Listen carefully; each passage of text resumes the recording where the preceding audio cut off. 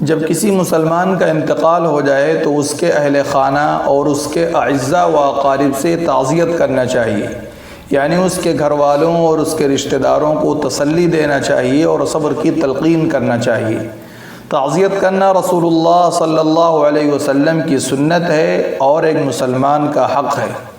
تعزیت میں دو اعمال کیے جاتے ہیں۔ پہلا عمل یہ کیا جاتا ہے کہ میت کے گھر والوں کو تسلی دی جاتی ہے، دلاسا دیا جاتا ہے، اور دوسرا عمل یہ کیا جاتا ہے کہ میت کے لیے مغفرت کی دعا کی جاتی ہے۔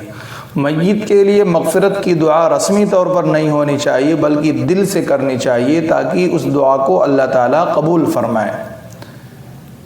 کل حضرت مولانا سلمان ندوی صاحب رحمۃ اللہ علیہ کا انتقال ہوا تو ملک و بیرون ملک سے بہت سارے لوگوں نے تعزیت کی ہوگی، اور آج صدر جمعیت علماء اتر پردیش حضرت مولانا مفتی محمد عفان صاحب منصور پوری دامت برکاتہم بھی تعزیت کے لیے تشریف لے گئے ہیں، اور حضرت مولانا سلمان ندوی صاحب کے بچوں اور ان کے اہل خانہ کی خدمت میں تعزیت مسنونہ پیش کر رہے ہیں۔